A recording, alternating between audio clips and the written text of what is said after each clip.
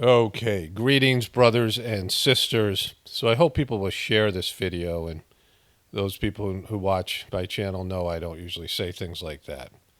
I just let the chips fall where they may. I don't ask people to subscribe. I don't get into any of that kind of stuff. But just because I'm saying something that needs to be said, some of this will be personal, and I'm coming from a place where, other than lying about me, other than, just bold faced lying about me or lying about what I'm about to say, no one can dispute what I'm saying here. Remember when Google used to say, don't be evil? Remember that was their saying, don't be evil, which I've talked about in the past. You should never make a goal or a statement that has negatives in it, right? Their saying should be, strive to be good or work to be good or just be good. But don't be evil. The don't is negative. The word evil is in there. The letter D in don't and evil makes the devil, right? The first letter in the statement and the last word combined to make the word devil. It's just a very bad statement on a subconscious level. It's not a surprise that that's failed and they've become evil. They've become arrogant. They've become abusive. And when I say abusive, I come from a place where I worked with teenage sex offenders. I have a master's degree in counseling, and I feel like I am an expert in the field of abuse and understanding it in all forms and applications. I wrote a workbook about how to transform abuse. It's something that I'm aware of. Like I'm, not a person who doesn't know what that means. I'm not saying it just to be dramatic or, clickbaity or something like this. Like I don't get into that. And when I say something like this, it comes from a place of, being practical and reserved, and, people who watch my regular videos understand this. And also it comes from a place, I'll show you the proof in what I'm saying in just a moment. And it's, to me, undeniable. And it's something that they're proud of. Like, they're like bragging about how evil and abusive and arrogant they've become. But to start off with, just because, people will try to pigeonhole me. People like to put people in a box so that they can excuse somebody else's story. People seek to delegitimize you when you say something they don't want to hear. They'll find a way to turn it back on you. They'll find a way to, say that even if it happens to you, you deserve it, right? We deserve to treat you like this because you are like this kind of person that we all know is evil, right? You belong to this group. And so first of all, let me talk about my relationship with YouTube and Google. Now, people who watch my videos, I just talked about this in my last video, that I don't believe in victim consciousness. I don't believe that anybody's a victim. I don't believe that in victimhood. I'm not going to go back over that, but for two simple reasons. That if you believe in God, you believe that there's a plan. You believe that there is order in the universe. And if there's a plan and there's a God, then everything that happens for a reason. It's not random, it's not chaotic. And that everything comes to this divine process, the divinity within everything. Everything is connected through this one divine creator. And so everything that happens in your life, the narrative of your life, the events that unfold are there for a reason. And that your soul has a plan for you. Before you even come into existence, your soul has a plan for you. The circumstances of your birth and everything else that unfolds are about that. I talk about samskaras and things like this, an ancient yogic term. I'm not going to get into that here, but, impressions and things that come from previous existences that bring certain events and people into your life for a reason. And so there are no victims because there's a plan and there's a God. But if you don't believe in God and you believe in chaos, that everything's random, there's no soul, there's no purpose, there's nothing but random events that aren't a part of any sort of a plan, then how can there be victims? How can there be morality? How can there be any order? How can there be things fair or not fair? Because it's chaotic and random. But for me, I believe there's a plan. And I believe that, there's value in miseries as divine blessings, right? That you can evolve, or you evolve spiritually more from the miseries than from the blessings. So I'm, always a person who searches for gratitude, looking for to be grateful even in negative circumstances. And I don't complain about how unfair Google is or YouTube is. I very seldom talk about it. And I also have a positive association with Google and YouTube. I mean, particularly YouTube. You know, a lot of people in my group, in the truther community, in the group of people that, think like me, that, people sort of identify with whatever we identify with as being people who don't believe in the official story, really dislike Google and YouTube. There's a lot of hate for Google and YouTube. And I've made my position clear over the years that YouTube, people have wanted me to leave YouTube or suggested I leave YouTube. And I've made my position clear that I've thought this through. And when I look at my other options, YouTube is what's best for me and my channel. It's helped provide for me. I went through a very difficult divorce. Mental illness was involved. I was in India with my kids in a very sort of vulnerable situation. And that's when my YouTube channel took off. And it was able to provide for me while I stayed at home and got reorganized when we returned to the United States, enough money to support my family. I had an at-risk child who would later kill herself, and a lot of difficulties and things that were it was a very hard time in my life. And YouTube really stood out as a positive, even though a lot of the evil things that YouTube was about to do, Google and YouTube were about to embark on, hurt me and people like me. It was something that was positive in my life. It helped me, helped my family. Eventually, I would meet my now wife, who I just have, was a blessing in all ways. There's certainly negatives with any sort of corporate giant in the world we live in, especially with social media being such a hot button issue, that I've accepted some of the things that Google and YouTube has had to do just because of what they provide for all of us, a vehicle to express information and share information. Again, people watch my channels regularly know this. I've said this before. Although there's things that where YouTube and Google is targeting me and you and people like us, it has still been a positive place for us to be able to express ourselves. There's still some good things in there, right? Even though the community guidelines are, the strikes and policies are, effectively unfair to all of us. I mean, they are targeting us and are, arrogant, evil, and abusive. And you could think of other negative words to go along with it. And I'll get into all that in a moment. The other thing that people will try to do, is to claim I'm some right-wing, Trump-loving conspiracy theorist. And I'm none of those things. I grew up in a Democratic family. My parents were very, vocal Democrats, very, committed Democrats. My grandparents, liberal. My siblings were, for the most part, liberal. My older sister was a very, I want to say militant hippie, but they grew up my siblings. I was the youngest of 5 kids, and my older brother served in Vietnam. My sister was a hippie, during that era of the, boomers and all those things. I've never voted for a Republican. I didn't like the Republican Party when I grew up. I was, mostly a left-leaning person, with some varying beliefs. I mean, I've always been a person who believed in God, and, the liberal democratic movement is, anti-God in many ways. But I went to a liberal college and got my bachelor's degree in human services. It was a college that came out of the hippie movement, and then went to a liberal counseling program in Santa Fe, New Mexico, a small counseling program that was incredibly liberal. Santa Fe is a very liberal and new age place, and I got my master's degree in counseling there. And so my leanings were mostly to the left and the liberal point of view.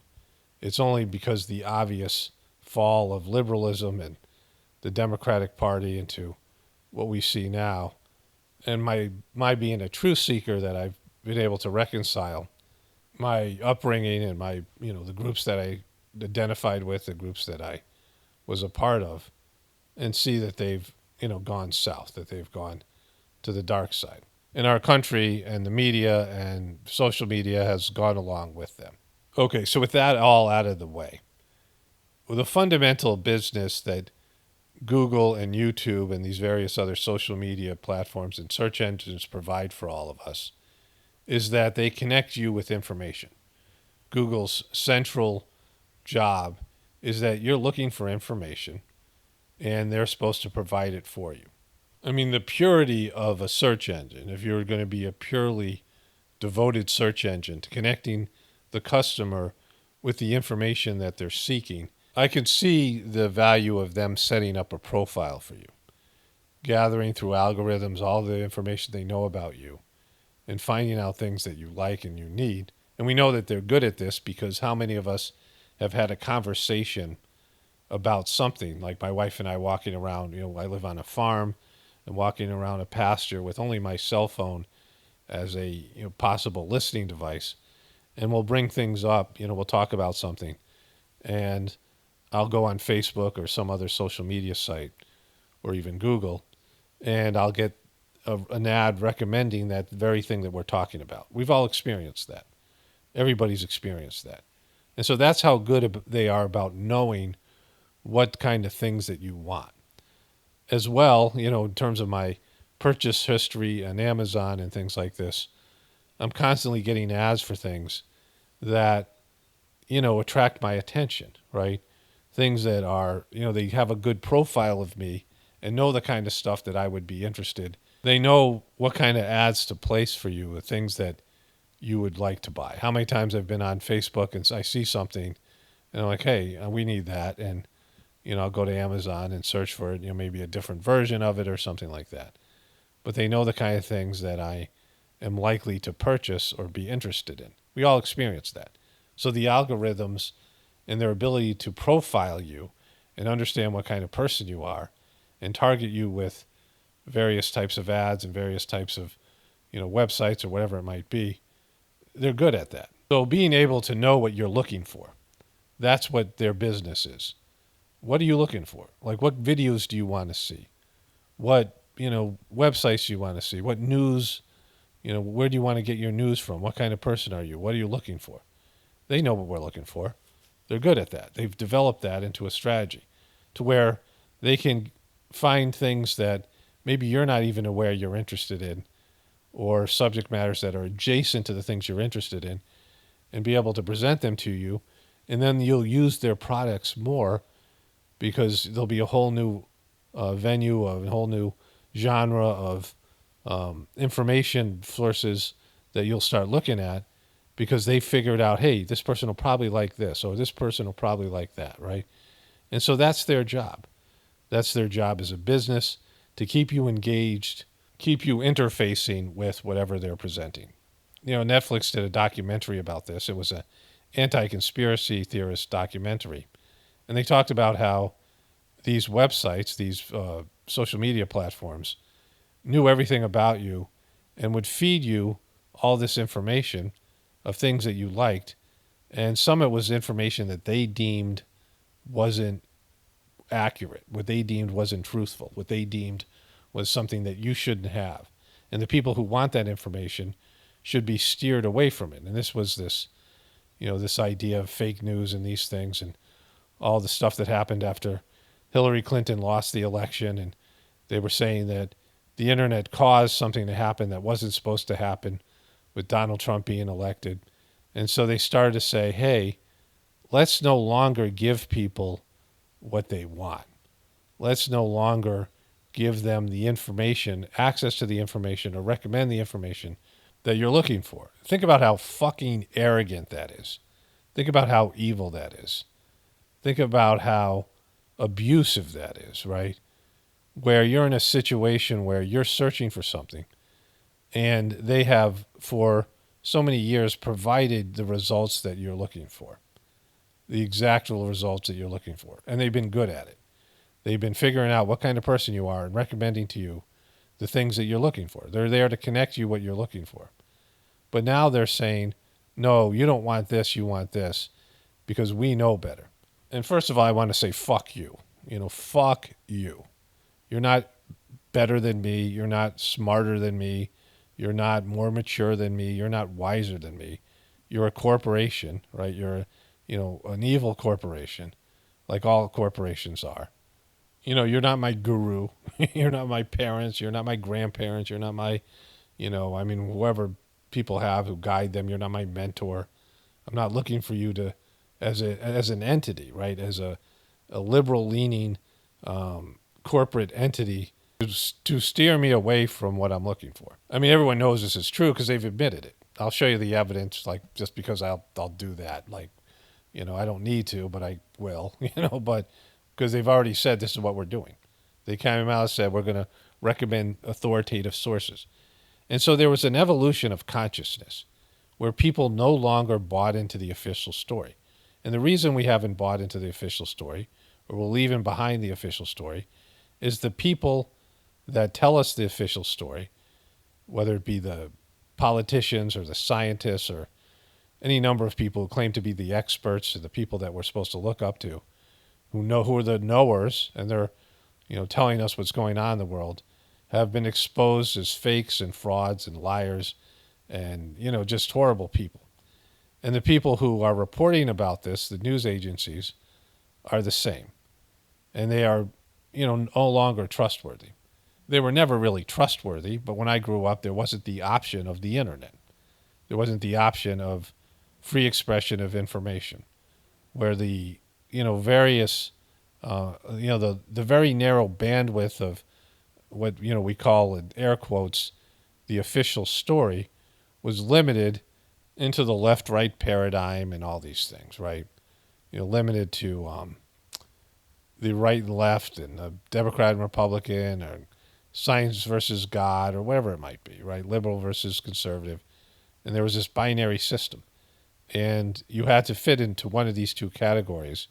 And you were allowed to hate on the other category and, and brag about your category and arrogantly think that you're right and they're wrong. And that was it. Like, that was your level of bandwidth. It was a very narrow level of what they were willing to go and admit to in terms of the corporate evil, the governmental evil, the things that the government does and the corporations do to keep our systems going, provide us the lifestyle that we all enjoy. And it was limited to mainstream media, and that was it. That was all that was available.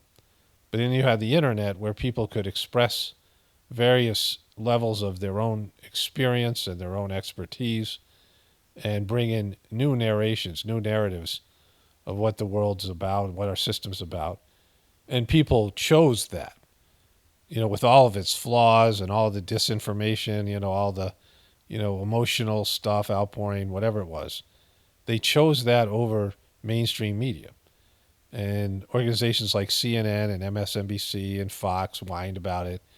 Corporate giants whined about it. The government whined about it because they no longer could dictate to you what you believed. They no longer had a stranglehold on information because available all over the internet. And Google and Yahoo and all these other various search engines, their job was to provide for you what you were looking for. Not what the government wanted you to see, not what the corporations wanted you to see. They had ads. People could run ads, like, they could still get their information out there. But the choice was already made. We rejected mainstream media. Everyone rejected it. They had a dying audience. They had a bunch of people who grew up watching CNN and MSNBC and NBC News and ABC News and their local news broadcasts, and that group of people was dying out. And even that group of people was starting to find, the ability to broaden their horizons with the various, vast amount of information that was now available on the internet. And there was an evolution of consciousness. Again, with all of its flaws, the internet's full of just garbage, and there's a lot of people who just suck, posting sucky information, people who knowingly lie, people who buy into these lies and all this disinformation that's out there, a lot of it put out by the government and the powers that be. Some of it just volunteer from random dopes that post stuff on the internet. But with all of that flaws, there was still a level of critical thinking that was people were starting to think for themselves. People were learning to do their own research, maybe flawed at first, but we're learning to be able to search for things and find things that were previously unavailable to them, right? And so there was an evolution of consciousness. This was a good thing. People were evolving out of the, binary system and the indoctrination from our religions, from our scientists, from our corporations, from our government. They were expanding their horizons. And YouTube and Facebook and these big media, these big social media platforms were flourishing because there was now a free exchange of information. Again, not always good. Not all the information was truthful. Not all the movements were in a positive direction. There's a lot of garbage on the internet. I'll be the first to admit it. There's a lot of dopes on the internet. There's a lot of evil on the internet. But aside from all of that, even with that, including all of that, the overall movement was good. People were learning to evolve and think for themselves.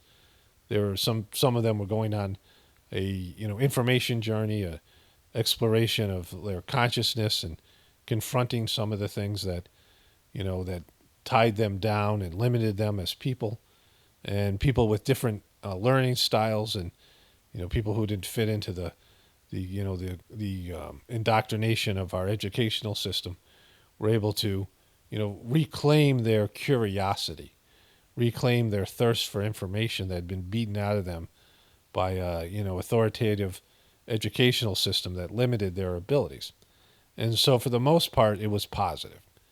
And it represented at least a higher level of consciousness. I mean, there's all the crap and all the, the remedial stuff, all the dumb stuff on the internet, all the, stuff that's of a lower vibrational level. But the higher level stuff is now available, and it wasn't available before. It wasn't available in mainstream media. And so the news agencies and the corporations and the government and the religions and the, all of it, all of these systems of control, the scientific community, all of them who are the arbiters of information. Like I've talked about how science is the new religion, where religion, used to be that for Christians, you couldn't own the Bible. The Bible was in Latin if you're a European person, and you were, you had to rely on the priests and the clergy to interpret the Bible for you, right? For those people. And I'm not a Christian. I'm not I do a meditative program, a meditative system called Saj Marg, the natural path. And I've been doing that for a number of years. I believe in Christ, but I, don't believe in Christianity. I believe Jesus was one among many spiritual people, saintly people, very few that have lived on this planet, but people have risen to a higher level of consciousness, and then these religions come in and hijack their teachings and become abusive. But what you had with religion was you had these organizations that were the arbiters of God, and they were the vehicle to connect you with divinity. And now you have these scientists, and again, very few people can do scientific research, and even fewer people can interpret scientific data.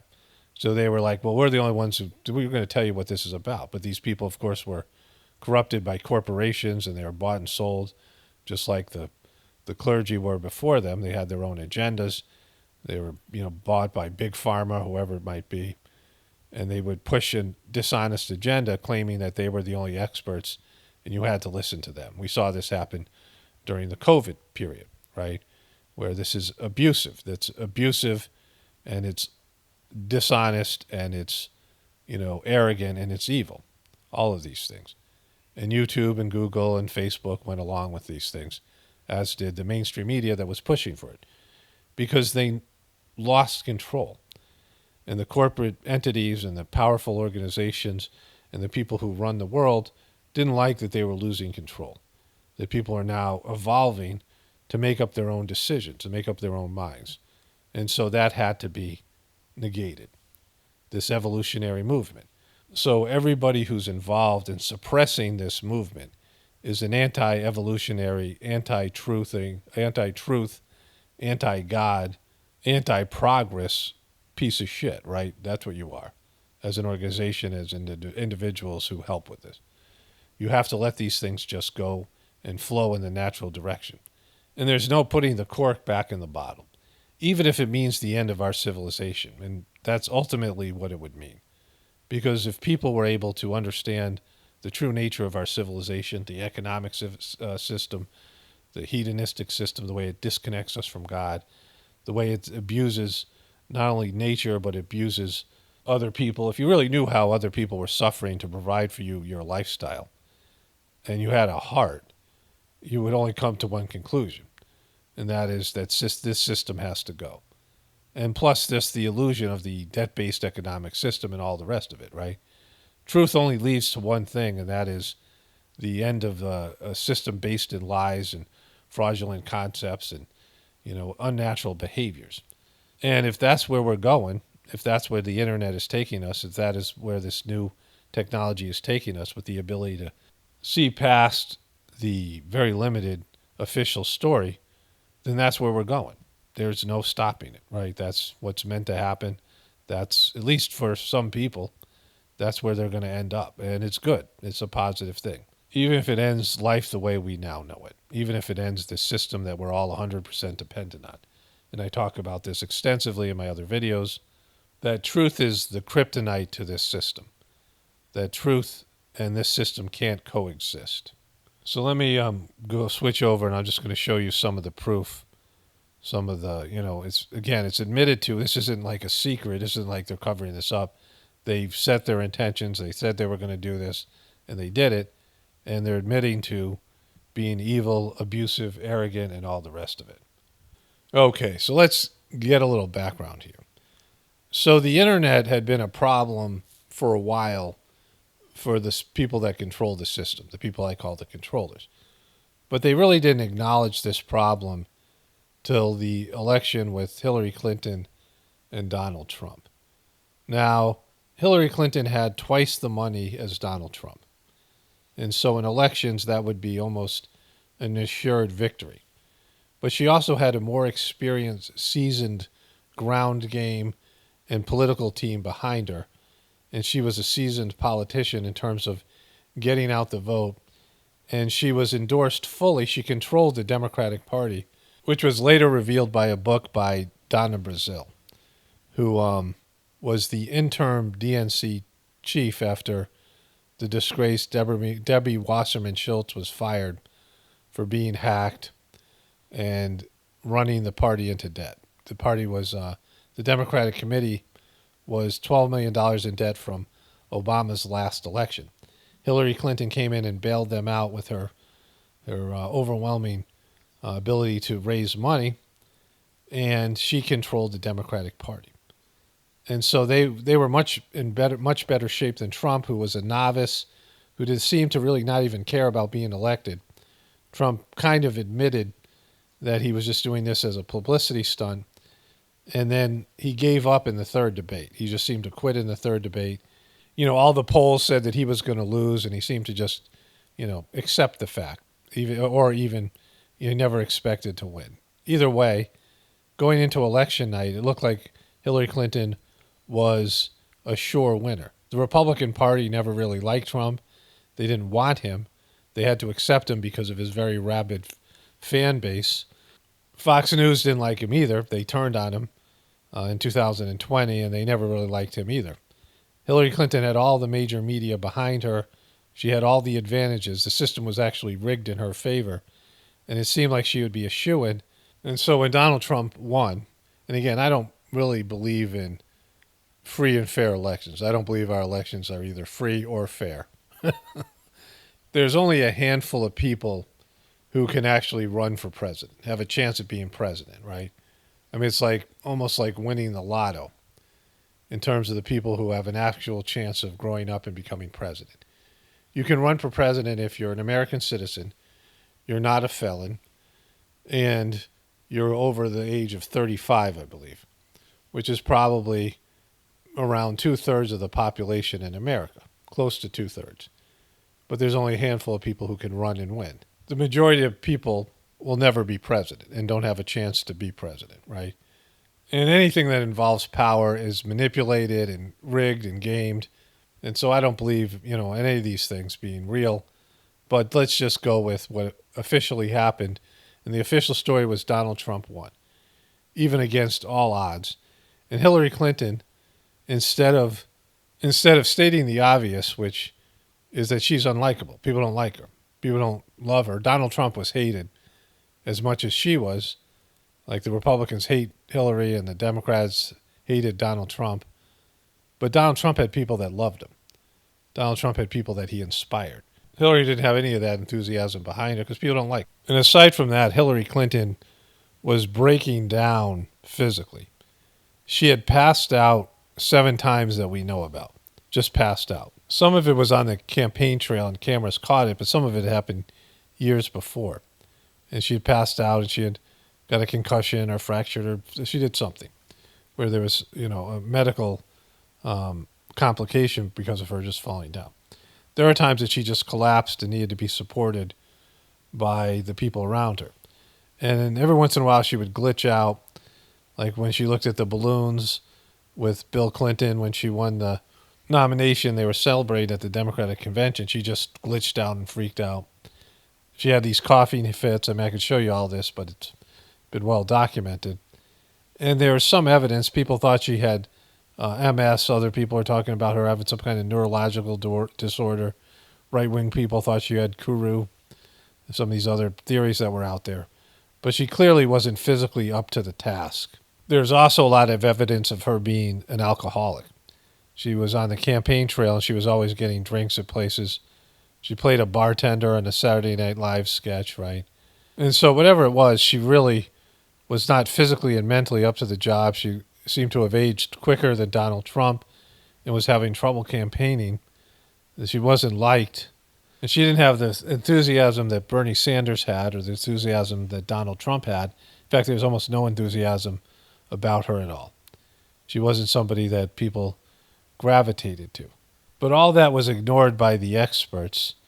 And we were told that Hillary Clinton was a shoo-in, Donald Trump had no choice, and that the election was just basically an afterthought, that the election had already been decided. But even with all the advantages and the way the system was rigged for her to win, she instead blamed Russia and fake news and conspiracy theorists.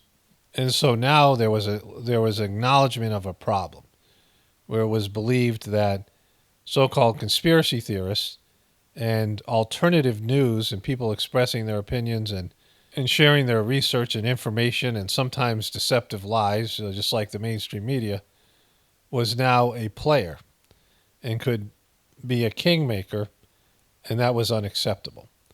And so social media was put on notice. YouTube had already suffered something called the ad apocalypse, where there was a video that was supposed to be some conspiracy theorist video, and it was offensive. It was offensive to all these heartful and caring corporations, and so they all decided to pull their ads. Companies like McDonald's and Exxon, evil companies. McDonald's that serves heart disease and cancer to its, billions of customers. Right? All of a sudden, they had a heart and integrity, and they were pulling their ads from YouTube, and so a message was sent that only official, authoritarian type news and information was acceptable to run ads on. So YouTube and YouTubers had their revenue cut substantially. You guys remember that. And shortly after that, there was the 2016 election, and Russia and conspiracy theorists and so-called fake news was being blamed, right? And so before I get into the report and what happened afterwards, that so-called conspiracy theorists, if you're a conspiracy theorist, you're being demonized. It is like a form of racism or a form of homophobia or whatever you want to call it, religious prejudice or something. Based in your beliefs, based in your no longer trusting the official story, because the people who run the system have been proven over and over again to be liars, right? The people who run the system have been caught lying over and over again. The government, the corporations, the media, they're liars, and they conspire. They conspire to defraud people. Conspiracies are very financially beneficial. If you conspire and you have knowledge that is, there's a whole, there's a psychological game that was created. There's a game called Werewolf.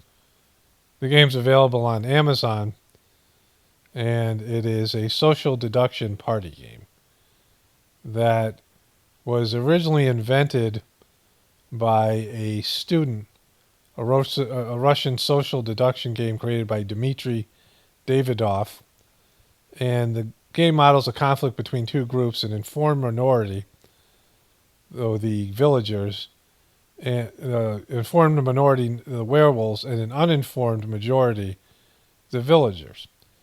In this game, which later became the TV show called The Traders, is the same basic game. The traders and the villagers are the same. There's 3 traders on the show and 2 werewolves in the game, and they have to kill somebody every day. And then the group of villagers and werewolves, or traders and faithfuls, then try to figure out who the werewolves are, and they vote out people, and they choose to kill somebody that they think is a werewolf or a traitor.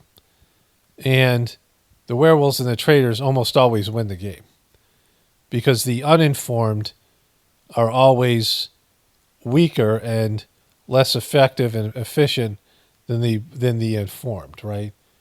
Which is why conspiracies work.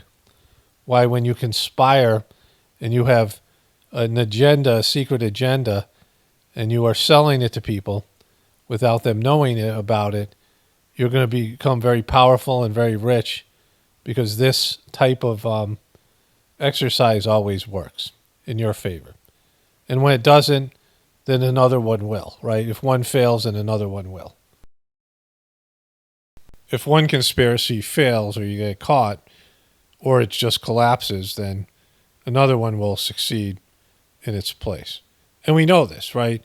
We know conspiracies work. We know that backstabbing works because of Survivor, the TV show Survivor, and Big Brother, and all these types of shows. You can also see it in The Traders even more so. When there's a group of people, like the first edition of Survivor, the first season of Survivor, there was a group that conspired and planned and strategized, and there was another group that was just hanging out and, living on the island. And that group became annihilated because the other group formed these alliances, and it pretty much every season after that, that's how it went.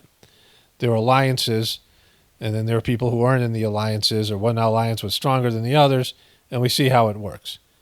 Because when you're talking about this type of behavior, if you're honest, if you're transparent, if you're straightforward, you can't survive. It's a cutthroat, evil, and manipulative world we live in, where in business and life, it pays to be evil. It pays to be a sociopath. It pays to be deceptive. It pays to conspire. And the reason there are conspiracies, and the term conspiracy, is because it works. People wouldn't do it if it didn't work, right? And so there's a word for it in the dictionary because people do it. And of course, the people who do it don't want you to know they're doing it, and they want to cast a shadow and demonize anybody who calls them out for their evil behavior. And so anybody who's called a conspiracy theorist, you have every right to believe that the people controlling the system and the people running the corporations and the religions and science and government and all the powerful institutions are deceptive and conspiring, because they are.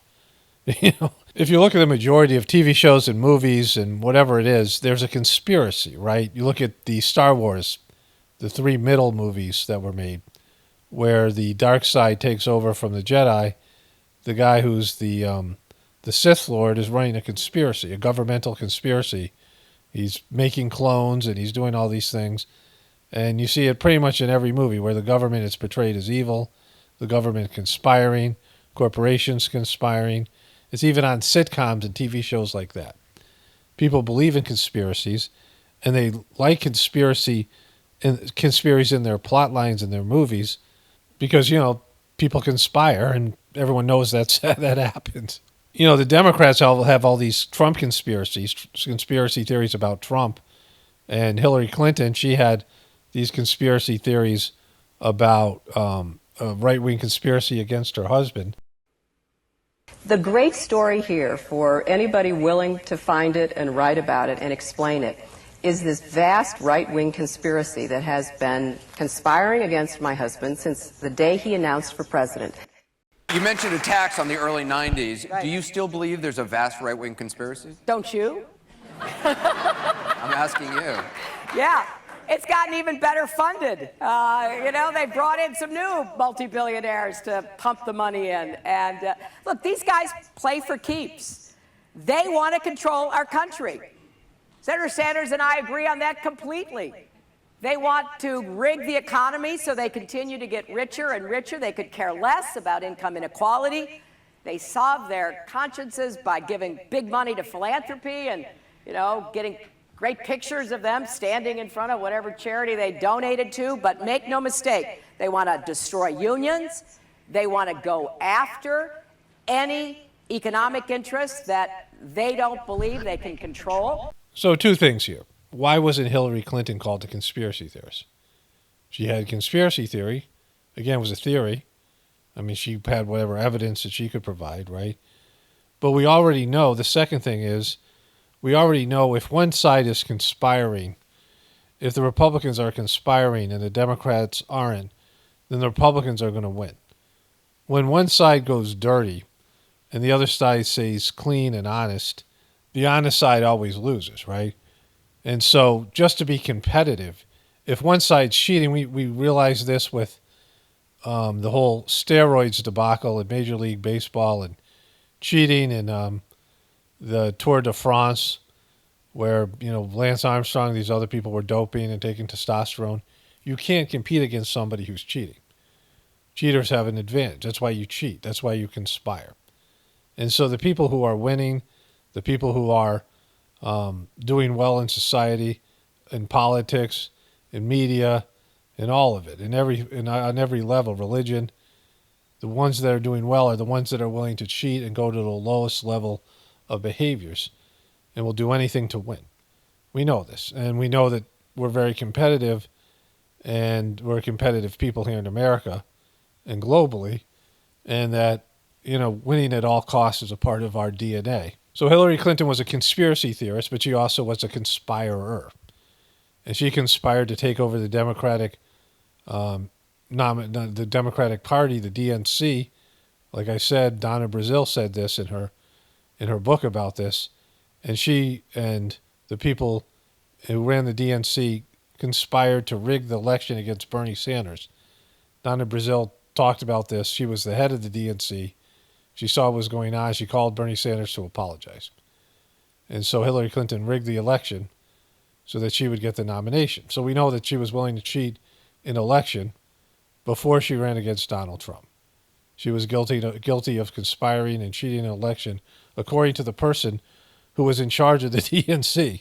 She was given interim charge of the DNC after Debbie Wasserman Schultz was fired for her incompetence. So then why are conspiracy theorists only one group of people? The people who aren't in power, right? The people who are in power often are conspiracy theorists. Like I said, it's in all of our entertainment. It's in our history. There's one conspiracy after another. So if you believe in conspiracy theories, why are you a mentally ill person? They want to make a DSM-5 diagnosis about being a conspiracy theorist. And anybody who questions the official story is now labeled a conspiracy theorist. Anytime you question the liars and the people in power, and you question the legitimacy of the official story, you're called a danger to society, right? And, when a civilization's built on lies and a debt-based usury economy, well, there's a reason for it, because the truth is kryptonite to the system. So if you go after the lies and the conspiracies and try to expose the darkness of our evil empire, well, you are a threat to our civilization, so that's true. But you're not an evil person, right? You think about how many lives have conspiracy theorists taken. Now, there's, a few of these mainstream stories where somebody who has conspiracy theorist type beliefs, truther type beliefs, inflicts some sort of, goes vigilante and kills people. And let's say that's truthful, that really happened. It's just a handful of events, and the people who engage in this event, even according to the official story, are mentally ill. They're not mentally ill because they're conspiracy theorists.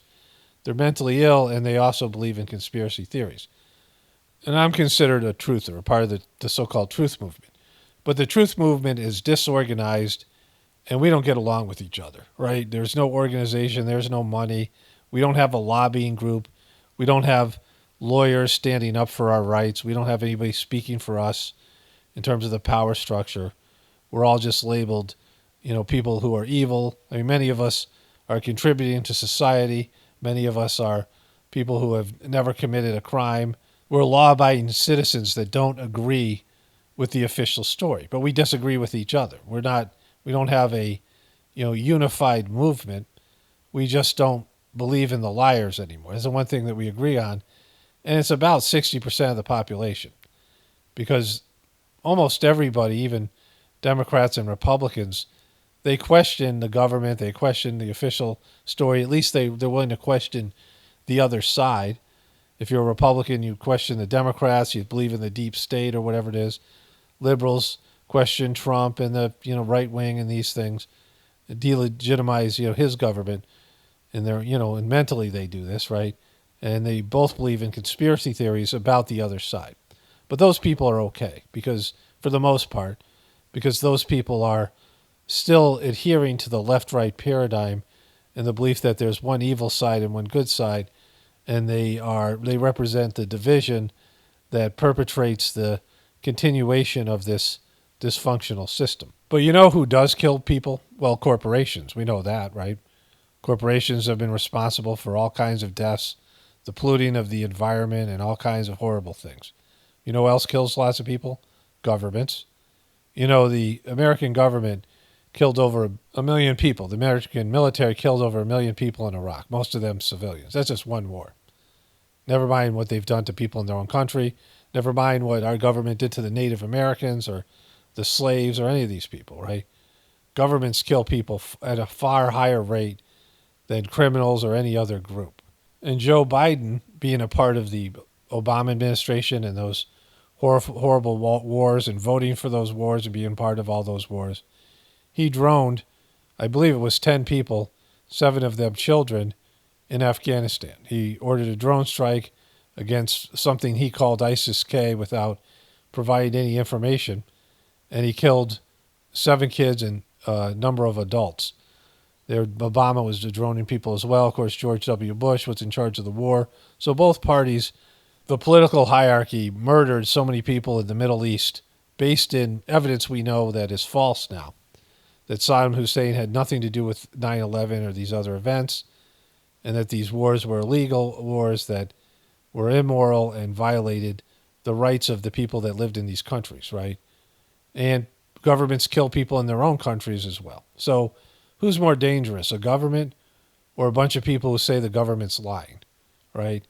And so the so-called conspiracy theory truther movement isn't a real threat, even though the powers that be that say that we all are, right?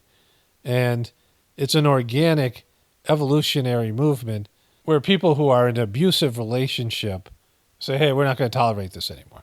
Or not even that, saying, you guys are abusing us. You guys are lying to us. That's all we're doing. We're saying we're being lied to by the powers that be. That's what I do on my YouTube channel. And I also debunk things that are false within the truth community. There's disinformation shared amongst people in the truth community. I often point that out as well. I talk about there needing to be a spiritual solution, and I talk about how that works based on my experience with the Sajmark meditation, and how being grateful and throwing out hatred and anger and other things from your system will benefit everybody. And evolving spiritually, if everyone would do that, we could rise to another level. Imagine a world filled with saints, right? And that's a possibility because we know that there are human beings that have reached high levels of spiritual attainment. And so I have, not only a solution, but, the worst thing that I'm doing is bringing about, insight or information about the lies that we're told. And many of us are doing that. But because of the powers that be being threatened by that, we are demonized and called all these horrible names, even though they are far more dangerous than we are. And they're organized and they have money that we don't have. and they have power that we don't have, and they have control that we don't have, and they have mental illnesses and, horrible sociopathic personalities that we don't have. Okay, so let's get into the main part of the video here. One of the reasons I'm making this video now is because we now know, which I'll get into in a moment, that a lot of these fears or a lot of these things that they said, the reasons for them cracking down and doing what they've been doing in terms of censoring people hasn't panned out. They've been wrong about all their fears and all these things. But let's start off here. Authoritative news and information.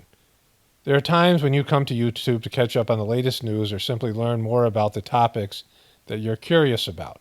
For content where accuracy and authoritativeness are key, including news, politics, and medical and scientific information, we use machine learning systems that prioritize information from authoritative sources and provide context to help you make informed decisions.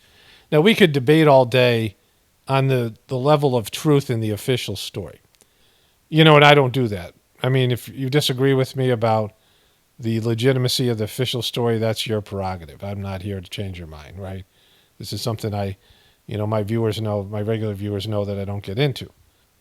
But what I'm talking about here is that nobody asked for this. I mean, the reason people go to YouTube to look for news and, any information about any of these subjects is because we don't want to go to CNN.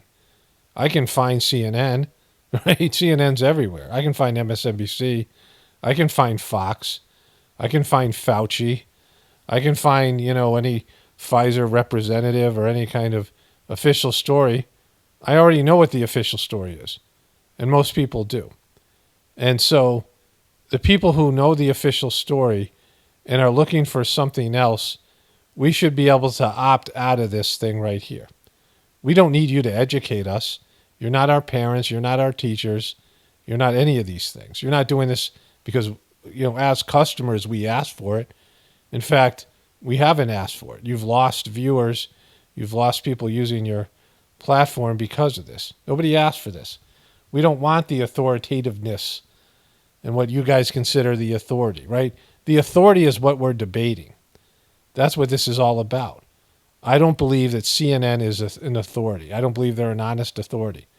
I think they probably know the truth, but they're not telling it to us. But even if they don't know the truth, it doesn't matter.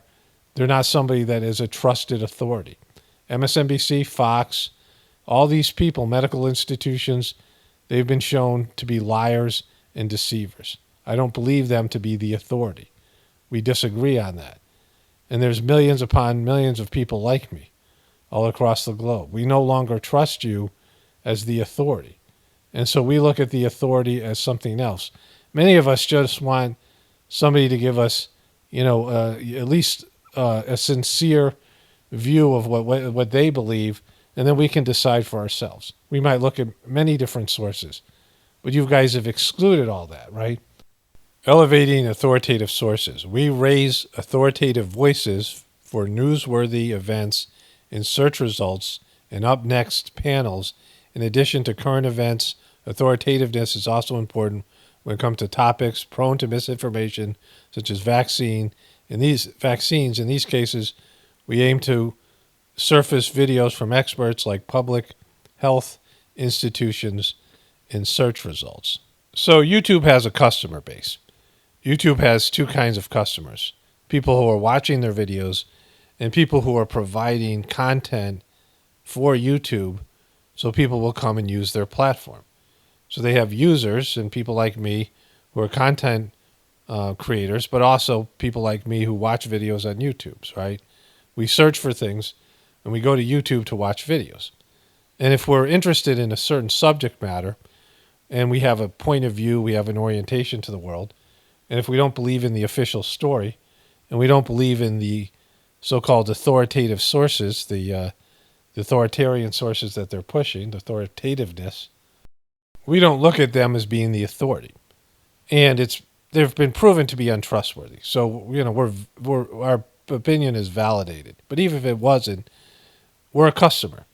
And if you go to a store, if you have, let's say you go to Starbucks, you ask for a coffee, and they give you chicken broth, and they say, hey, chicken broth is better for you.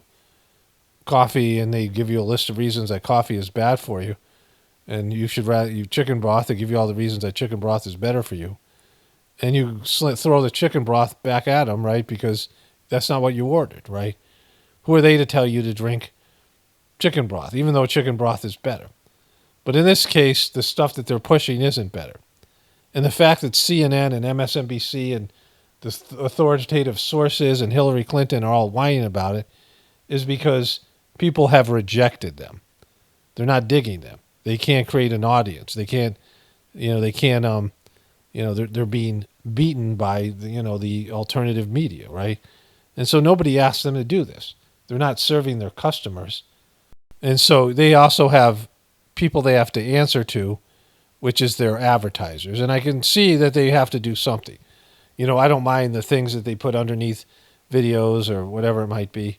Little fact-checking things. If they want to do that, they're welcome. It's a private platform. It's a private company. But in terms of gaming the search results, that's blasphemous. It's just freaking blasphemous. That's all you can call it. And part of the reason they did this was a faulty report. Let me show you that here.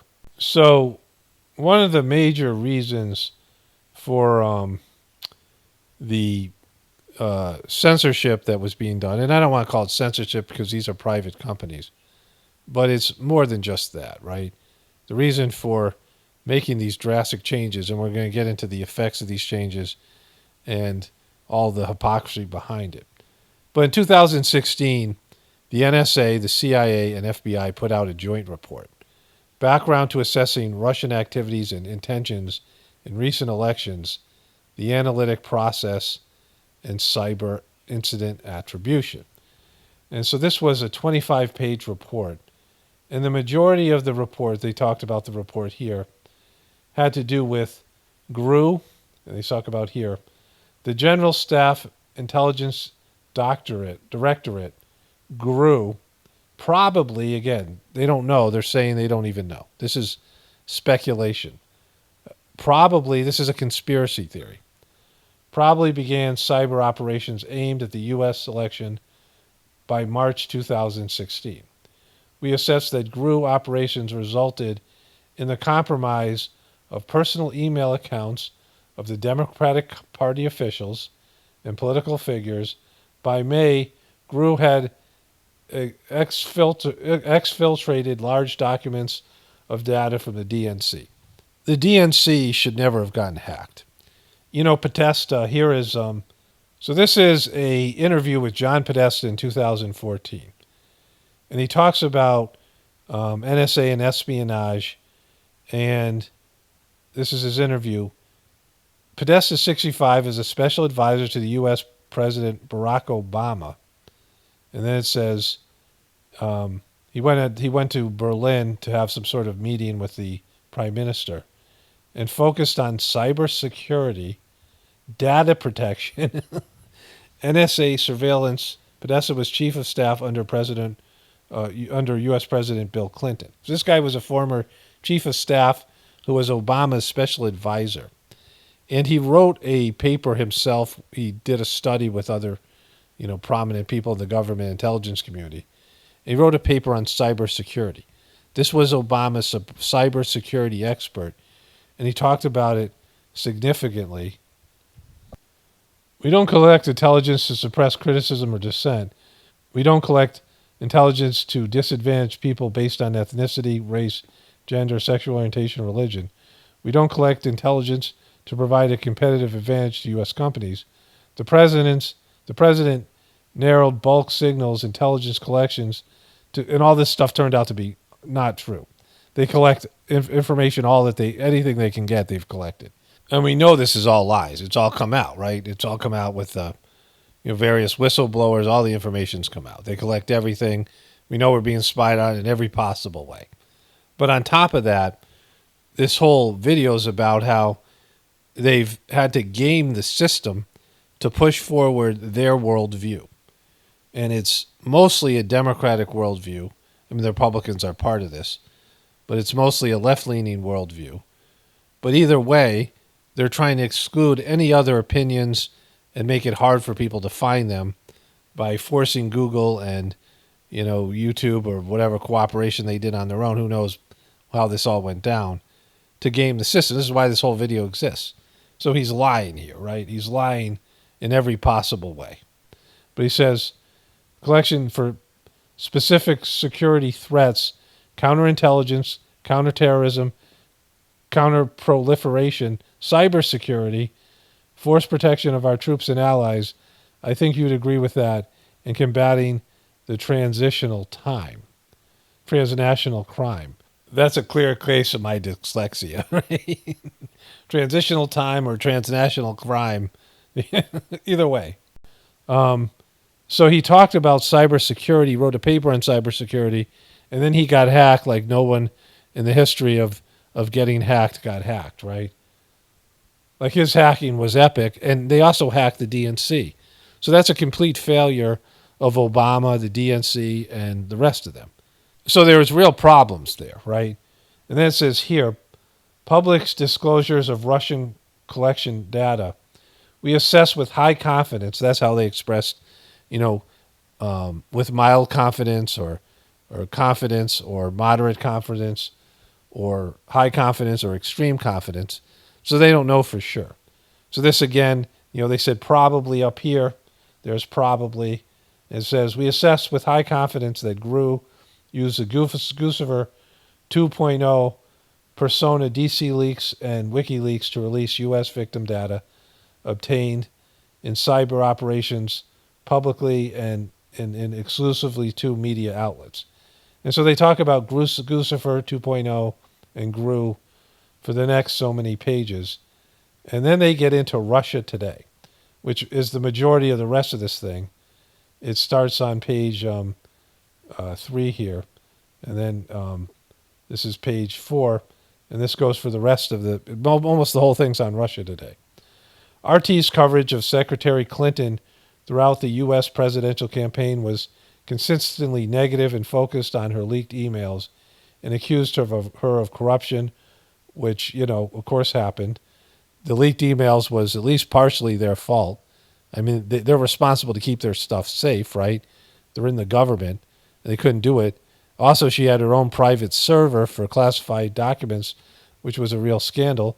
She had poor physical health and mental health because we saw her collapsing and breaking down. Ties to Islamic extremism. Some Russian officials echoed Russian lines for influence campaign that Secretary Clinton's election could lead to a war between the United States and Russia. And so they talk about Russia Today for the rest. Here it is, Russia Today here, Russia Today here. Again, it's only a 25-page paper, and they're obsessed with Russia Today. Somewhere down here, it shows you the view count, and this is what they're really upset at. That Russia Today, in terms of YouTube views, that got over almost 100 million views. Al Jazeera English got this many. BBC World got, they got about over like 250. BBC World got about 600, and whatever that is, this it goes by 200. It's almost 700 million views. CNN, they only got 100 million views, right? YouTube subscribers, Russia Today got, these are hundreds of thousands here, so they didn't even get like 500,000. Al Jazeera, BBC World, about the same. Again, this is what they're upset about. CNN got next to nothing. CNN got more on Twitter and Facebook likes and Facebook chatter, but they're upset by how well Russia Today did, and they just get into it. This is, all their stuff that they're saying, but anybody who's seeing Russia Today, people in the truth community, and then the report ends. So that's the big report. They had two things, and they didn't really have it. It wasn't really factual. They had stuff about GRU and Guccifer, which they said they kind of know. They said, high confidence, moderate confidence, and low confidence. And so they didn't really have anything with high confidence. They had a few things with high confidence, but mostly they didn't know at all, right? This is stuff that they were speculating about. So this report was used as confirmation that the Russians worked with the truth community to deprive Hillary Clinton of her presidency by putting out fake news, right? But this is, again, there's nothing in this report that they're saying is true. The stuff about GRU and Guccifer, that is whatever it is. If the Russians hack these guys, some of that hacking, like I said, is on the Democratic Party and John Podesta. But that is, whatever. America has manipulated elections. America has killed leaders. America has done regime change. I mean, they did it in 2011 in Libya with Obama, doing that to Gaddafi. Horrible. Gaddafi was a loved leader.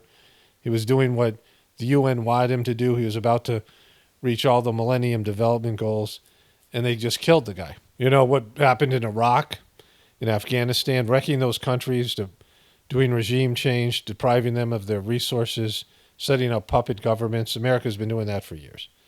And so if Russia tried to hack American elections, America, I'm sure, is working on hacking the Russian elections or doing what they can to influence, what they've done with Putin in the Ukraine. America's always meddling, right? And that should be, part of the conversation here, right? But the second part that was about Russia Today is even worse, because I watched a little bit of Russia Today. Back when I watched more truther stuff, after a while I just stopped watching other truthers, and Russia Today was okay. It was all right. It wasn't the best truther stuff. But the people who watched Russia Today were in no way going to vote for Hillary Clinton. It wasn't being watched by Democrats and independents and people who, most people who watch Russia Today probably weren't going to vote at all. Lots of people who are in the truth community don't vote at all. But if they were going to vote for anybody, it would have been Trump. And so this idea that the election was hacked by these various, groups, and that the truth community and disinformation and so-called fake news lost the election for Hillary Clinton, is just ridiculous. Now, CNN and MSNBC and all the network news and, everything but Fox, and Fox was only mildly supporting Trump, were in Hillary Clinton's back pocket.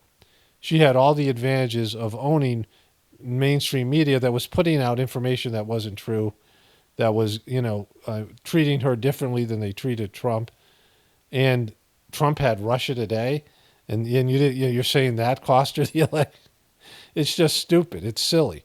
And for them to use this report to go out and change the way that the algorithms work so that they would game it away from what people wanted, what the customers wanted in alternative media, and push people towards CNN and MSNBC and to some extent Fox, is just ridiculous. It's embarrassing. It's embarrassing to use this lame report as some sort of barometer of truth, and to call this reliable and, these are legitimate sources and these are the authority, right? Because why? It's done by organizations, the NSA, the CIA, and the FBI, that are always lying, putting out disinformation, doing psychological operations, doing psychological studies, and lying and deceiving and doing covert operations. And so these guys aren't honest. They all have they all have an agenda. They're no more honest. They're certainly less honest than the average person talking about how they feel about things on YouTube, right? And so this idea that this report confirmed that Russia played a role in Hillary Clinton losing the election, it was because she wasn't likable. If if the election was legitimate, and we can't even say it was, right? Who's to say the election wasn't rigged for Trump by the government or by the powers that be because they wanted to push their agenda? So, in terms of, all of these things, it's just very weak argument. Okay, so, again, I'll show you the rest of this stuff here, and basically this is stuff that everyone should know, that YouTube did this. And you might agree with YouTube doing it, but then, it's the end of any sort of civil liberties or free expression or the capitalist system, right? It's rigging the system against what customers want. It's destroying a market that helped build your platform. YouTube to crack down on fake news backing authoritative sources. Again, what I just read you is fake news. Podesta lied. He lied about what he said they were collecting data. So that's the government lying to you all the time, right? And that whole report is not, there's some legitimate evidence in there, and they might have gotten some of their speculation right, but it certainly isn't real news, right? Most news is subjective, and I've talked about this before. History is subjective. Math is concrete. Math is, numbers, and 2 + 2 = 4, except if you're Will Smith. He said, 2 + 2 could equal 5 if he wants it to. But history is his story, right? It's somebody's story. History is people reporting what happened, and then they can say this is the good guy and that's the bad guy. That's why history is always written by the victors. History is always written by the oppressors. Whoever won the war gets to tell the story, right? The other side has been decimated. So when there's, you're in control of the court system, you're in control of the media, you're in control of the official, whatever it is, right? The official story. Science, you're in control of science, you're in control of the so-called authoritative figures, this is the authority. Then you get to tell the story. And you say, well, this is the bad guy, this is the bad behavior. Conspiracy theorists are bad. There are no real conspiracies except when it's Trump, and then there are real conspiracies, this kind of thing. The Republicans do conspiracies, but the Democrats don't, right? This kind of way of portraying things. And so, the election was going to be rigged. Remember, there was a documentary made by HBO called Kill Chain. It was about how easy it is to rig an election with voting machines, with digital voting machines, computerized voter machines, including the companies that were running the election. They had all these hackers hack the machines in Las Vegas. They had like a hackers conference, and they easily all hacked the machines. And they showed how easy it was to rig the election. Nancy Klobuchar and other leading Democrats were in the documentary talking about how Trump was going to rig the election. And then when Trump lost, it was like, no, there's no way to rig elections. Elections are pure, all those types of things, right? That's history. That's the story. And so these are private companies, but they're built by people. They're built by all of us. We all contributed to building YouTube. In fact, they wouldn't be trying to censor unauthoritative voices, voices that aren't aligned with the mainstream media, with the mainstream government, with the mainstream everything. They wouldn't be trying to silence us if it wasn't such a big deal. If it was only a couple 100,000 people, it's 1/3 of the population that watches conspiracy theory videos. Up to half the population has watched some of them, right? I mean, everyone's seen one or two of them, whether they've rejected them or not. And so it is a vast amount of people. It's the majority of the people, adults, that are engaged in this kind of content in one way or another, making it, watching it. So they said, we're going to silence these voices, right? We're going to silence these alternative opinions. And again, a lot of it's BS. I've talked about all the time. There's lots of disinformation or just people lying or people, being stupid. I mean, there's all that stuff there. But it's still more truthful and it's still better than the mainstream media, which everybody knows, right? And they're trying to, salvage this, and they can. I'll get into that in a moment. They're trying to reverse it so you go back to mainstream media. And that just won't ever happen. YouTube invests $25 million to promote authoritative news ahead of U.S. midterm elections. So this is all the way in 2018. They kept on doubling and tripling down as time went on. So then I searched for real truther channels, and I wanted to demonstrate this here. I don't watch truther channels anymore, but I used to all the time. And I noticed on my phone, and I talked to my son about this, he doesn't really watch truther channels, but he was talking about this the same way, that you can watch multiple videos from one channel and they'll never recommend that channel. But you watch one video from a channel that's not that great and YouTube's all over it and recommending it, right? And so I said real truther channels. I want real truther channels. That's what I'm looking for here. I don't want, some kind of bogus fake truther channels. They put this guy Brian Blaze out, who's Australian, and he's obvious. It's just lame stuff that he does. It's, I think he is trying to be funny.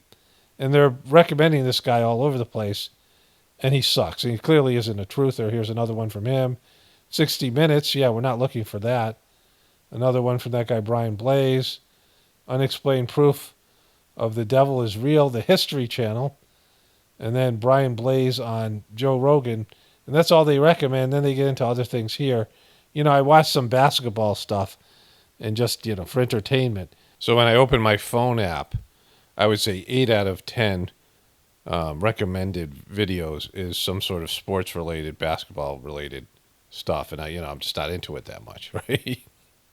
But no alternative media. Once in a while, one of my other channels will show up, like a video I just put out because I'm subscribed to those channels. But for the most part, it's just basketball. And, sometimes I watch animal videos, videos about animals or people with, weird pets and things like that.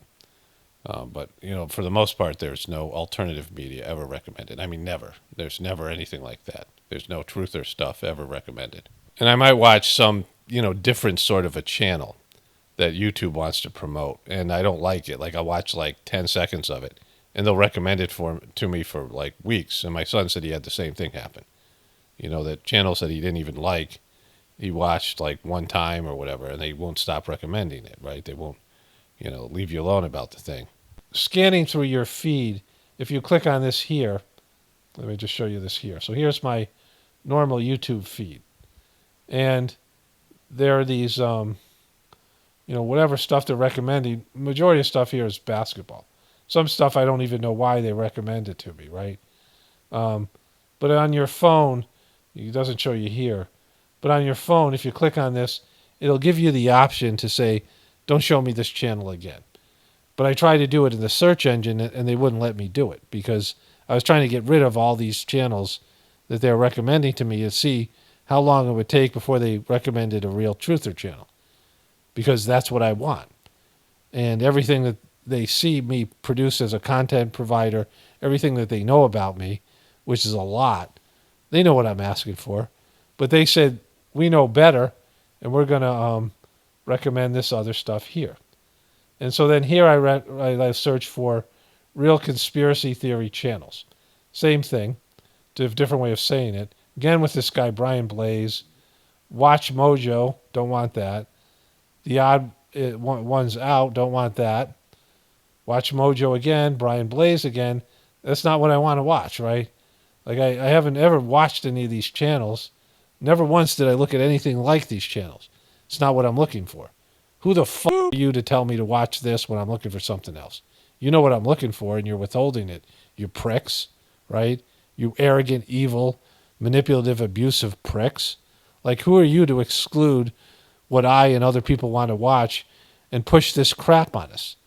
After so many of us collectively helped build your platform for you with real content that we either watched or produced or made ourselves. And now you're going to, promote this crap, this garbage, this superficial bullshit, and then post all these other things.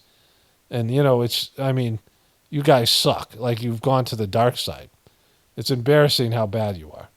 You should be humiliated. And, just everything bad should happen to you on a spiritual level just from being this deceptive and going against, what your primary function is to help people find what they're looking for.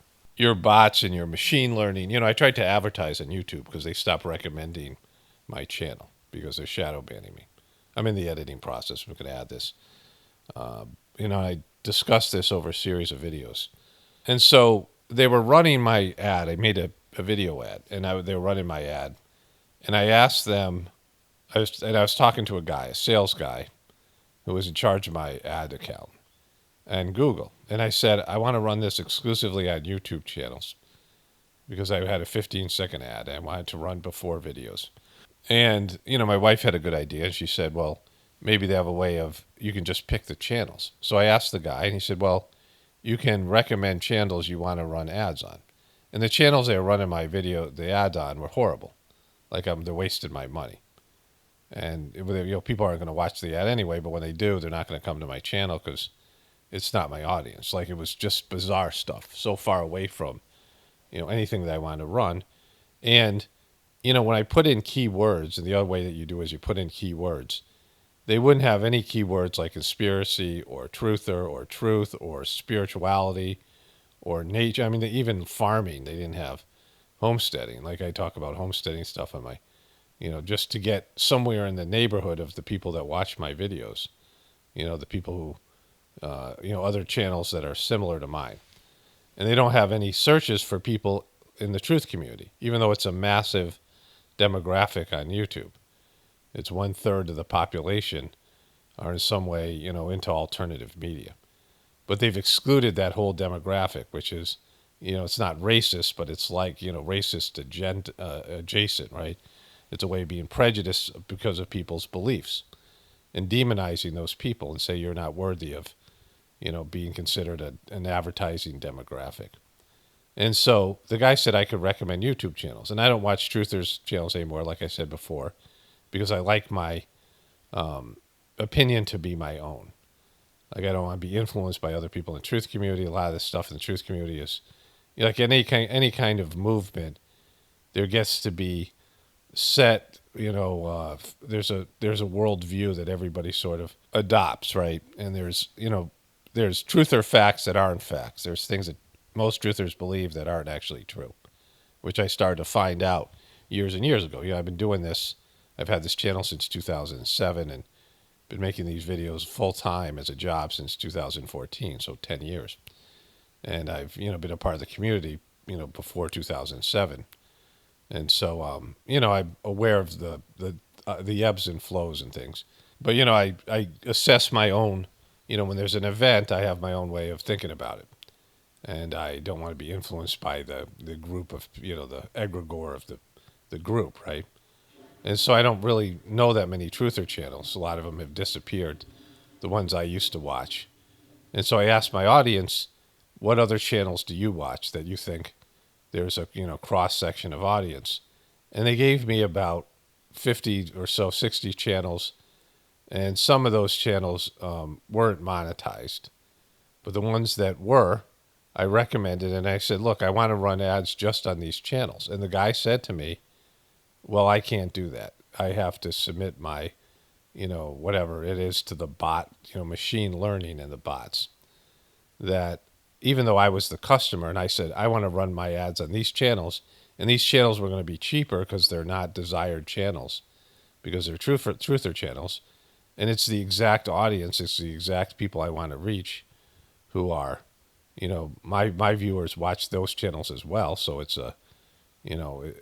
it was what's best for me, and he couldn't do it. He said when the machine learning gets around to it, he might recommend some of those channels. But the channels the machine learning was doing was horrible. It was just wasting my money. So YouTube ads and Google ads suck. And it's not going to work for anybody because their machine learning sucks. And they've narrowed their keywords and things to demographics that are so, it's just brain dead people, right? Like the most sheeple-like people. And then I lost faith in terms of YouTube and Google as a business. I'm like, this is a failed business. It's a failing business because their ads suck. And I'm making a living off of running ads, and people are going to realize that their ads don't work because their way of reach, they don't reach the audience is the demographics that they're supposed to reach. It's not just truther. This goes across the board. Their machine learning, their bots that can control everything. We've seen this over and over again. How many times have you had an interaction with somebody? I was talking to somebody on Verizon the other day, and they couldn't do anything until the bot approved it. Human beings are now answering to algorithms, bots, and AI, and it sucks. They're not able to, the human beings can't do something as just to pacify a customer. They have to go through some machine overlord, right? Some AI bot overlord, and they've lost control of it. And you see this over and over again. The customer service is now predicated on bots' approval. But let me just complete this thought. I shot this clip yesterday, and now I'm just adding some context to it. The next day, today's Saturday, April 27th. And so YouTube and Google as information providers. They're there as gatekeepers between you and the information, right? And, there's a business. Like, I understand the business side of it. And I appreciate that I'm not a businessman. And so if I have to go out and either, get my audience to pay me to, run some sort of, put some sort of paywall between my audience and my content, that's just an extra hassle for me, right? And I'm not I don't like talking about money and, all these things. Like, I don't like asking for money and, all these, again, I'm providing a service here and people will pay for it, but I don't really want to go that route. And it's going to limit my audience because YouTube has the biggest audience. And so what YouTube does for me, I make content every day. And it's frustrating for me to do other things, like do business related things. And if I form a relationship with advertisers, then, there's a level of, they're paying me and it's a whole kind of thing there, right? And so, in terms of influencing my content, and none of those things are desirable for me.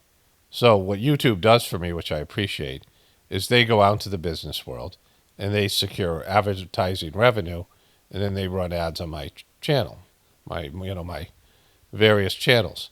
And so I appreciate that. Like, it's, I've made a living off of YouTube doing that. And, there's a supposed partnership here, and I create the content and they handle the business side. And the part that they're supposed to be doing that they're not doing anymore is promoting my channel, connecting me with the people who want to see it.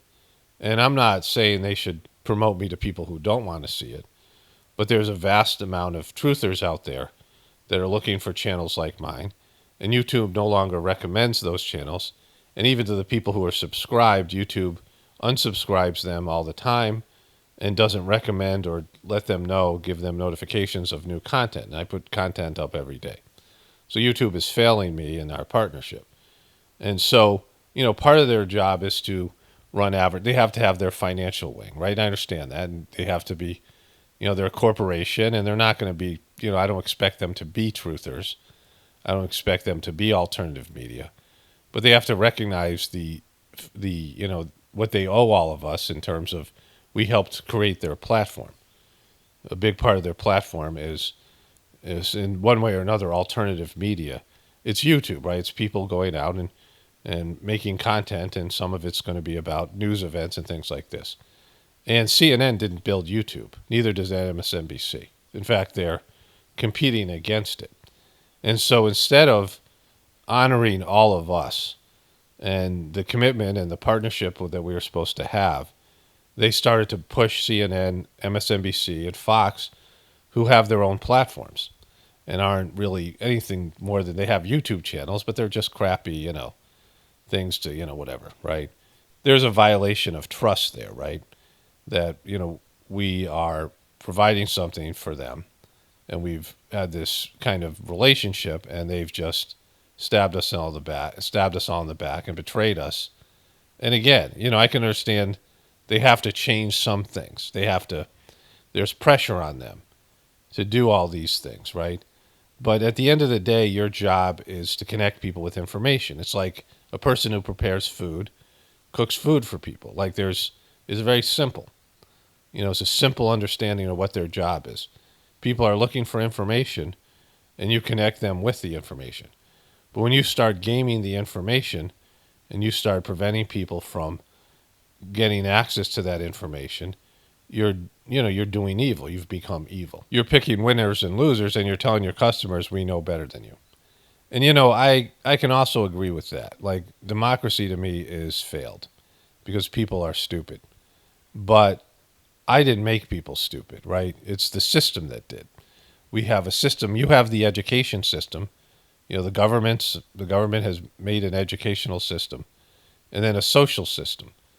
And the social system, the educational system, and taking parents and destroying the family and having both parents work and having kids be raised by, now the internet and before schools and their peers, where they spend, now they only spend like 90 minutes a day with their moms. I mean, it's not even, quality time. Like, it's, meals or rushing here and going there, and even less time with their dads. And they spend 8-9 hours on the internet. And you have, years and years of indoctrination that what they're saying is, the government's saying, and the mainstream media saying, and YouTube and Google are saying, is that you guys aren't capable of thinking for yourselves. you guys are incapable of having different opinions outside the mainstream media. Only truth that's there is for us to tell you what the truth is. That's the only truth. That our truth is the only truth. And you guys could never come up with the truth on your own because you're too stupid. You're too under-evolved. Like we're more evolved than you. And we have to manage you. We have to manage the information that you have because you can't handle information that's not, handpicked for you by us. And that's what they're saying. And to some extent, I would agree with that based on what I've seen on the internet or just going to Walmart or just seeing what's out there. But then you have to admit that democracy is a joke, that there is no real democracy because you can't trust people to pick a quality president. But the problem is the people who run the system are more depraved and they're not smarter. Some of them are born into it, right? They might be good at one or two things, but they're not smarter. And they're, good at keeping a dysfunctional, evil system going, despite it, it should have collapsed already, economically and every other way. But when you started the search engines and you guys opened up video platforms and social media platforms where people could now share content because before, if you wrote a book, or if you wanted to make a movie, or if you wanted to be on a television, or if you wanted to be on radio, you had to go through the beast, the system. You had to be hired. You would have editors and publishers. You had people that wouldn't let you say certain things. And so the information flow was completely controlled. That you had to go through one of these gatekeepers unless you ran some underground newsletter or you had some, pirate radio or something. But even then, your audience would be very limited. But now people had potentially a global audience. Every time somebody makes a YouTube video, there's a chance, or used to be a chance, now they've constrained this, that this video is going to go viral and you would be heard globally. And independent artists and independent people now didn't have to go through the beastly system, didn't have to have gatekeepers and handlers managing what they said and what they did. And so independent creators were now researching and coming up with very differing narratives and opinions than what was on the mainstream media. And there was a natural flow to it. Of course, some of it was going to be sucky and some of it was going to be, really for dumb people and, really stupid. And there was going to be like the QAnon movement that's just real, a bunch of dummies, flat earth stuff. There's going to be stuff like that. It's just part of it. And you have to, have faith in humanity or you don't. But if you didn't have faith in humanity, then why do the internet in the first place, right? Because inevitably, this is what's going to happen. You have to let it run its course. And if you're a search engine, you're in charge of connecting people with information. You have to connect people with the information that they want to find, regardless of whether you think it's true or good or positive or it's your worldview or your beliefs. That has no part in it, right? That's not your job. Your job isn't to decipher what people should see, hear, and think, and what you present to them. That isn't your job. And you violated something on a spiritual level, especially since the whole platform was built by people who had these opposing views and weren't a part of the official story. That's why it was called YouTube. And now you've gone against your primary function, and it's betrayed all of us, right? And there's consequences for that, spiritual and material. There's consequences for failing to do your job, for blocking what the natural flow of things. So I use the Brave browser here. Brave browser is supposed to be an independent browser. I don't know. People recommended to me years ago. And I need 4 browsers because I have 4 separate YouTube channels and I have 4 different accounts open. And so the Brave browser, when you search, there's a search engine associated with it. Real Truther YouTube channels. It comes up with a Real Truther, which I don't think is a Truther channel, but, it's giving you complete different results, right? Truther TV, our Conspiracy Truther YouTube channels, so you get this access to it here. Real Truther videos, Managing Harmful Conspiracy Theories on YouTube. It's a blog. QAnon influencers sue YouTube for removing their content. So they have a totally different set of, they're not, it's not a sophisticated enough to pull out like truther channels, that doesn't understand the word truther. So they have a different set of results for conspiracy theories as well on YouTube. And so, it still probably isn't going to give you the results that you're looking for, but it is going to give you better results than you're getting from these other mainstream, search engines, right? They're not blocking anything. It's going to maybe give you some of the more popular channels, like they have that channel Shane that sucks, but it's better than the anti-conspiracy theory stuff that you're getting everywhere else. Banned used to ban conspiracy channels suing YouTube over its anti-QAnon stuff there. Again, QAnon sucks. You're not looking for that, but it is. It's just again, this is how browsers and this is how search engines are supposed to work. So then there's the midterm elections. Google manipulates search engine results against Republicans, Media Research Center says. So there's that. Then there's this. Google search is quietly damaging democracy. How Google interferes with its search algorithm and changes your results. We all know this.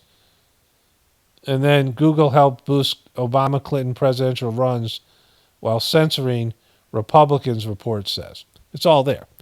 So you've done what you're accusing the truth community of doing. You're gaming the results using your power, a lot more power than you have than the so-called truth community, to do something that is essentially evil.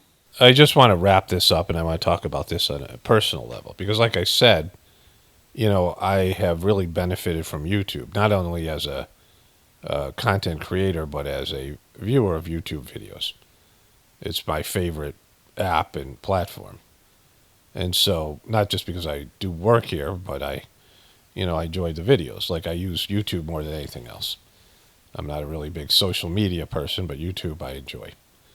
So the people that control the system, and in any time, there are people who are supposed to look out for the greater good. Human beings are emotional, violent, unstable. The mob can always go off on something and destroy something without really thinking. Humans self-sabotage. I mean, I have a master's degree in counseling, and I worked in treatment centers with sex offenders, adolescent sex offenders, and in outpatient clinics. And, I've seen it all, right? And I've been covering the dregs of society all the way from Hollywood to politicians to everybody else here on YouTube. And I understand the nature of human beings. I've seen it personally, that human beings will self-sabotage. Human beings will destroy something and then regret it later on. Human beings will break things and regret it later on. And so this has always got to be considered. Like, I understand the unstable nature of humanity. And it's only gotten worse by our modern day system. The people who run the system have guided humanity in the wrong direction. We've become more and more unnatural. We're distanced from our families, and the family unit has been destroyed, and people are no longer acting and behaving like natural human beings, what natural human beings need. We live in cities. We're no longer connected to nature. We're no longer connected to the divinity within us. Religions have hijacked our natural spiritual process, and the hedonistic nature of our materialistic world that wants everything to be externalized. There's no introversion and no self-reflection. We've hemorrhaged vocabulary words, and we're getting. It's idiocracy happening right in front of us, right? So I understand all that. Like, I'm more. I don't know if the word pragmatic or more, generous with my opinion of the people who control the system. Because I see, a lot of people just want to blame the so-called elite. That's the elite. Yeah, just elite. I'd be so much smarter if it wasn't for the elite. No, you probably wouldn't, right? And so it's not just the elite. And I say that all the time. It's all of us. We've all contributed to this, and we're all dependent on this system. Good, bad, and evil. And that's mostly what it is, bad and evil. It's mostly a negative system. There are good things about it, but most of the good things are things that we enjoy that are not necessarily good for us. We've gotten weaker, more entitled, we're stupider, we're more selfish. Just all the bad things that human beings, more envious, more hatred, full of hatred and anger. And so that's what the people who control the system have to deal with. It's, a lot of it's on them for, disconnecting people. There was a time where people walked away from the farm. People left the farm. And I've homesteaded, I milked cows for a number of years and grew food. And, I have a farm now. I mean, I've been farming now for like 20 some odd years. Hobby farm, part-time farm, growing food and being out in nature and doing things like that. And what I realized, because I didn't grow up with that, was, there was a time where all of us would have had some sort of survival skills. We had some sort of skills, either, hunting or growing food or making clothes or, all of the above. Like people had to be jacks of all trade. We lived in tribes, we lived in villages, and people were much more higher functioning. But this deal was given to people. Either they were forced off of the farm or they were, their tribes were conquered or their, whatever it was, right? But the Aboriginal people and the village-based people that lived in these more, natural human, cows live in herds and fish live in schools and humans live in extended families, village-based agrarian families, right? And that no longer exists. And they said, leave the farm and leave all these skills behind you. Leave all this toiling and hard work behind you and just do a specialized skill and lose all this other, intergenerational knowledge that's been passed down from generation to generation. Leave it all behind and we'll take care of you. And the system will never collapse, so you don't have to worry about it. Your kids, your grandkids, and all future generations will be cool. All they have to do is do one simple task, and then they'll get money, and they'll use that money to pay other people, and everyone will have a specialized skill. And that's not the way human beings are meant to exist. And I always looked down on, or I was told that farmers and doing agrarian type work was lower. I grew up in suburbs and in the world of educated people, and people who were laborers or people who did farming. But when you're a homesteader, you have so many more skills, and you're so much more a developed person than somebody doing one specialized skill. It's just the way it is. And that's something that I've learned from, my experience. And so we've lost all that. And now we're dependent on a system that's collapsing.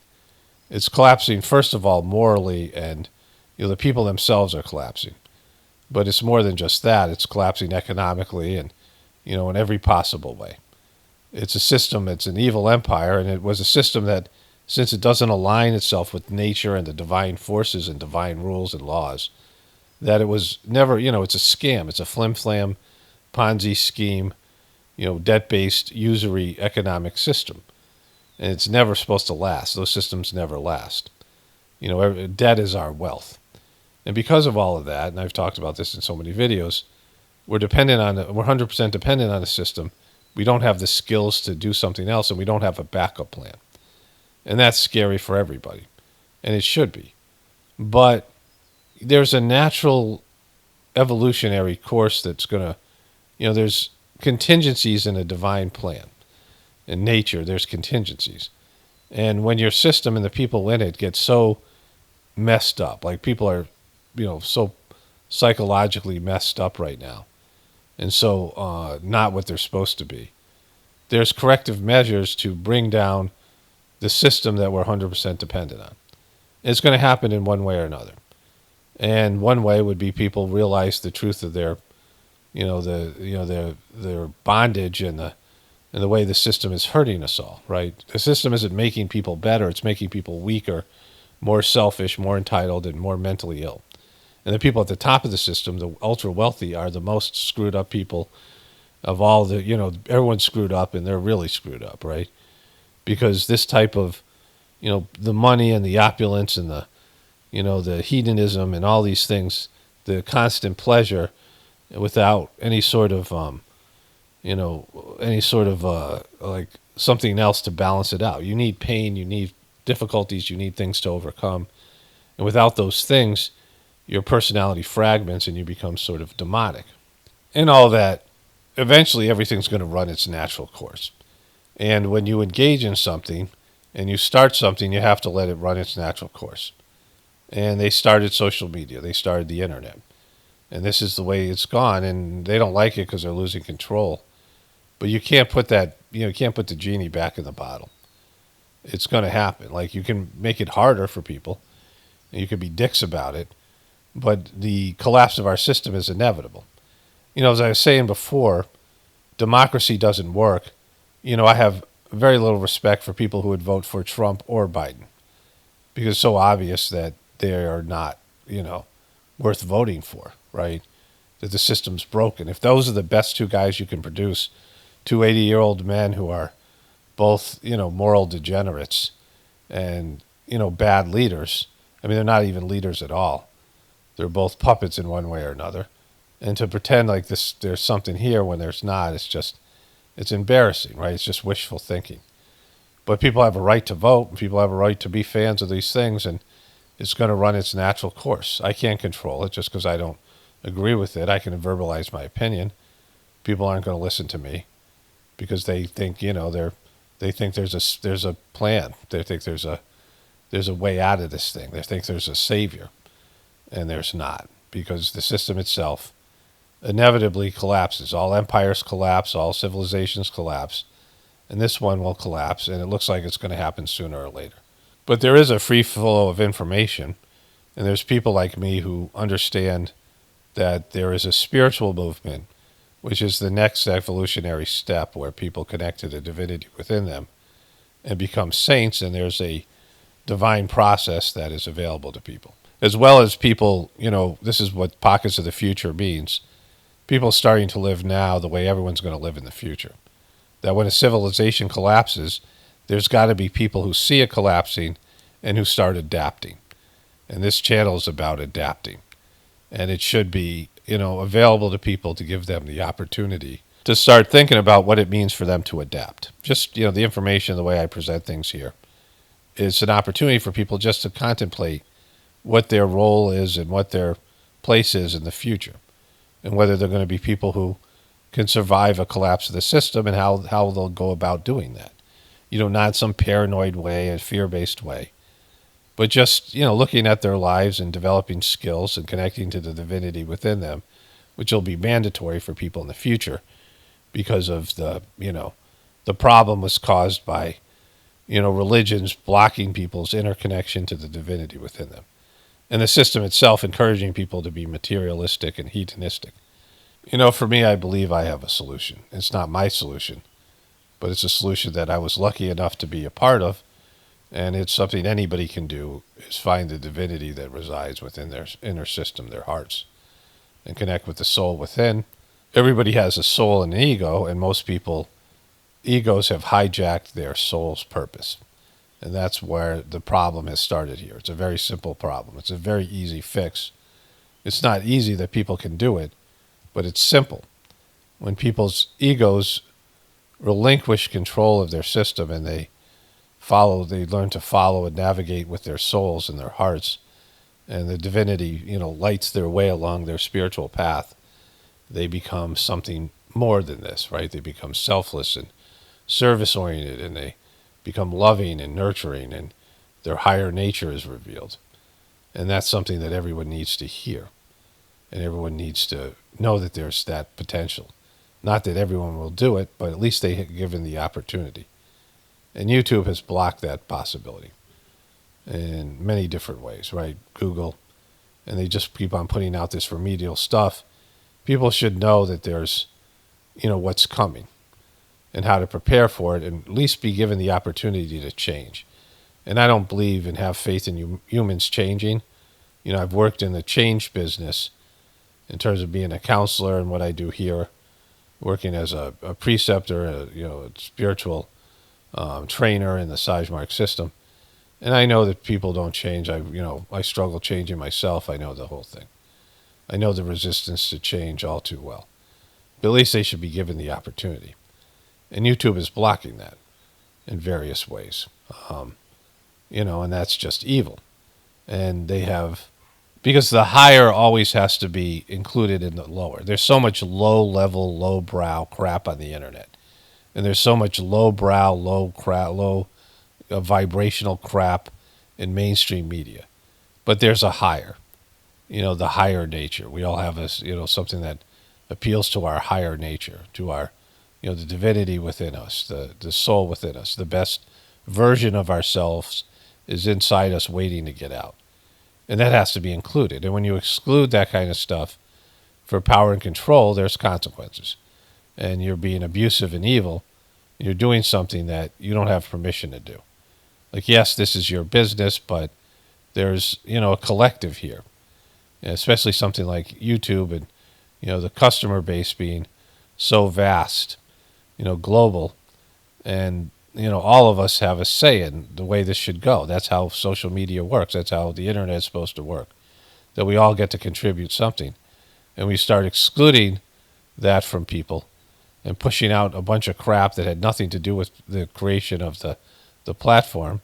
And nobody wants it. Nobody wants CNN and MSNBC and, all the rest of this stuff. We don't want it. We don't want we understand the mainstream narrative, and we've rejected it. And so stop blocking the flow of information. Stop, interfering with the natural flow of things because you don't have permission to do so. And you're violating your fundamental job and purpose. Only spirituality will save this world. It's Paul Romano, definitely pointing for the apocalypse. And the ascension, everyone have a blessed day and be grateful.